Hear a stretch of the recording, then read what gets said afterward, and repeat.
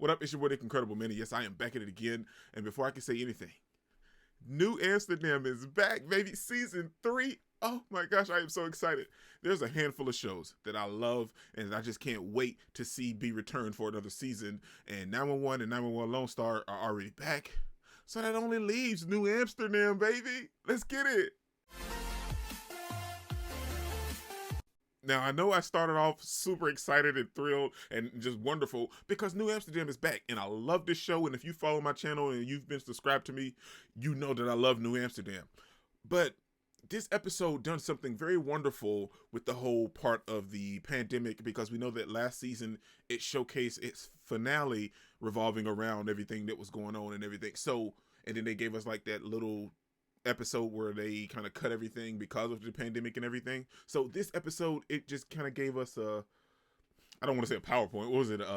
Maybe like a slide or whatever of things that were going on during the pandemic, how they had to build up all these things, all of the trucks going in out of New York and everything, and then them tearing down everything, seeing all of our characters going through all these different emotions and different scenes and all of this stuff going on with some of the characters, seeing VJ get sick, seeing everybody just worn out, tired, and just ready to give up, man. But like they powered through, and I love seeing all of that through that little video that we saw at the very beginning of this episode, and that dealt with everything during the pandemic. And I feel like that was a nice way to handle it instead of just bringing the season back and then showing that they're dealing with the pandemic and everything. It showcased all of that, and then now we go to the start of this new season, and the episode just starts now.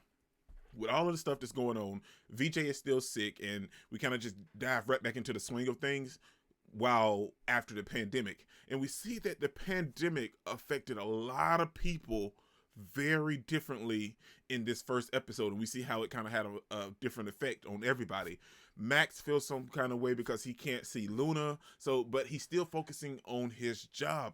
And one thing that I loved about this episode is we all know that Max, tries to do his best to tear down the system, to help those in need and everything. And it really showcased that this episode because he needed, I hope I get this name right.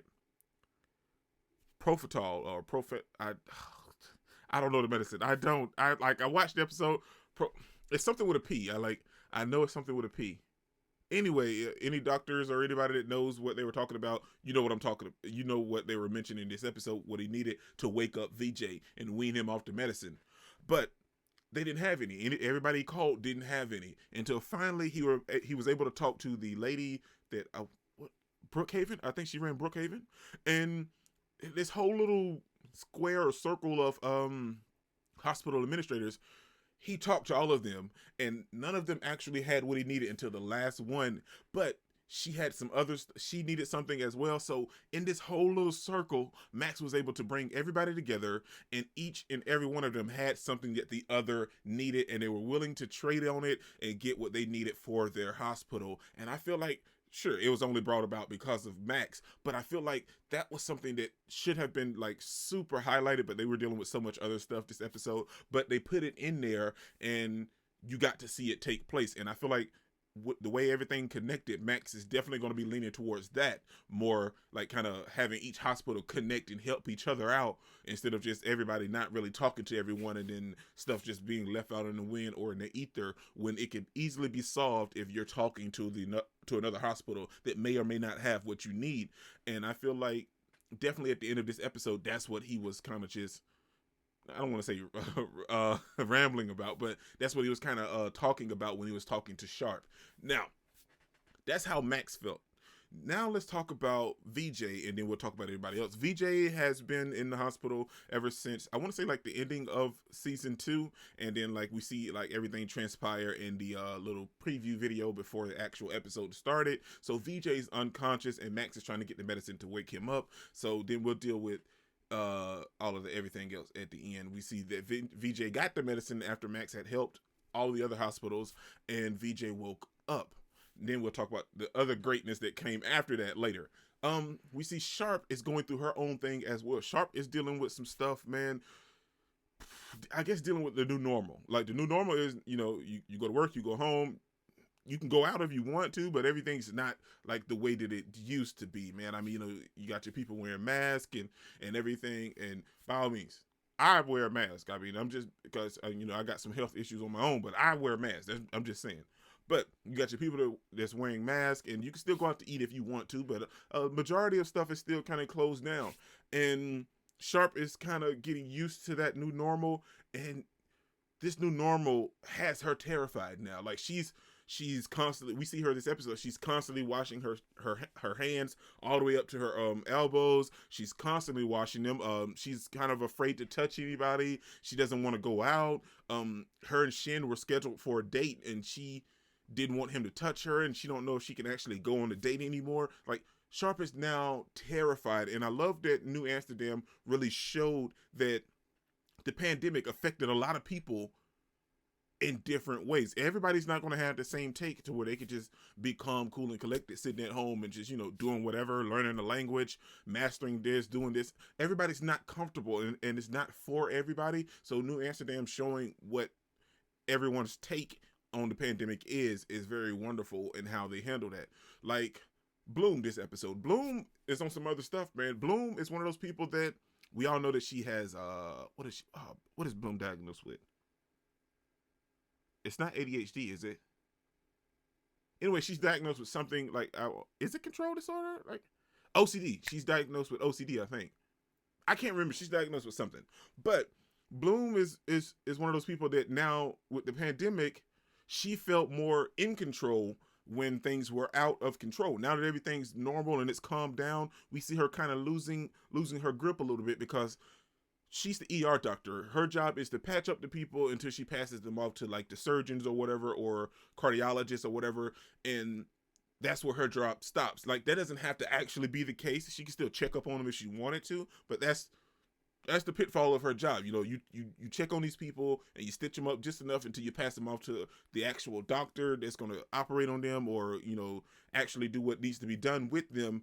And that's your job. And that's it. But we see her this episode kind of snapping a little bit because we learn that all of these other doctors passed off their other patients to her since she ran the ER department, and she got a little adept in the trenches, if you will, thanks to Casey kind of breaking it down for her.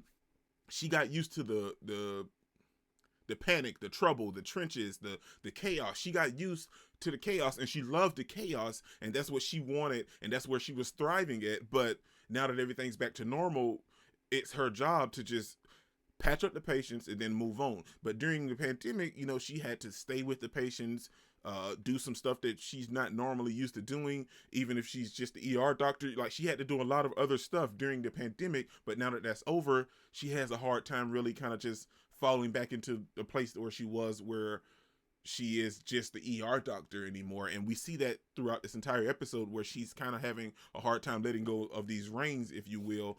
And I feel like Casey kind of really helped her understand what was going on this entire episode, like right there at the end. And she kind of realized that, okay, you're right. Like Casey said, like, there's nothing wrong with that, but you got to realize that, it's over now. You got to settle back down.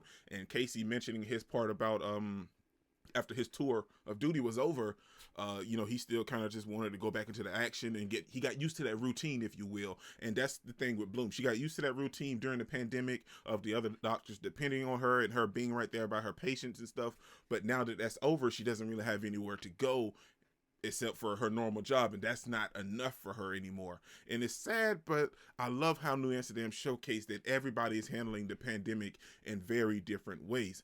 And the case this episode, the major case, is that a plane crash took place right outside the hospital, and Iggy is dealing with the captain. Now, I don't know enough about mental health to really understand, or bipolar disorder, but the captain seemed very competent. Like Iggy said, he was mentioning his medicine. He takes his medicine. He knows the milligrams and everything. So there's no way that this captain just got on this plane and then just tried to kill himself along with all these other people. I'm sure that that's the case, like in the bipolar disorder, that could be a case, but it didn't feel like that in this episode.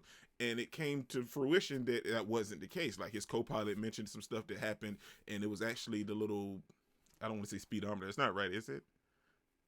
Anyway, the odometer for the plane, it read it kind of wrong. So that's why he was trying to check everything out. And thanks to his co-pilot, this man was safe, because this man was on the verge of going to prison for something he didn't do at all, just because of the black box and all of the recording they heard and everything. So it's messed up. But like Max always says, how can we help? And they helped wonderfully, because this man could have went to prison for something he didn't do, and it's just so happened that thanks to Max and Iggy that they were allowed to save this man's life. And like Iggy said, like mental health shouldn't be mocked or joked or pushed to the back burner. If you're having problems, it should be put out. But it's just the society that we in, that it's not really just talked about as much. And I feel like if you're going through something, you should definitely talk to someone about it. Don't just sit there and wallow in the pity or whatever is going on because you feel like you're too proud to ask for help.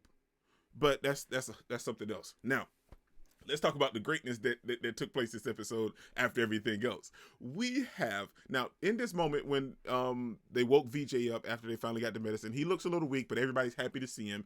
VJ's doctor called Max over and tells him that, well, he's not out of the woods yet. Because of the pandemic, because of the virus, it weakened his heart and the muscles around his heart. And when he said his heart and the muscles, I knew instantly that was the moment for Dr. Reynolds to return to the show. Now, I don't know if he's going to stay on the show because, he's in San Francisco, but this is the perfect opportunity for him to come back and be back on the show. Like, the moment he said that, like, you can have the best cardiologist in the world and it may not work. The moment he said that, I knew that was the time for Reynolds to showcase and show his greatness and be back on the screen. And that's how the episode went off, with us seeing Reynolds answering Max's phone call. How can I help? And that's New Amsterdam season 3, man. Tell me that ain't epic. We get Reynolds back, and we get this, and we're not really just so much dealing with the pandemic. We're dealing with the after effects of the pandemic, and I love New Amsterdam for that. Instead of wallowing in everything that's going on, we're dealing with the after effects of living with this new normal with our characters, and everything is just, it's New Amsterdam, man. This your boy, Nick Incredible. Don't forget to smash the like button until you can't smash it anymore. Comment down below, and I'll be sure to respond to each and every one of them and subscribe, but only if you really want to, man. Peace out. I cannot complain because today, I'm doing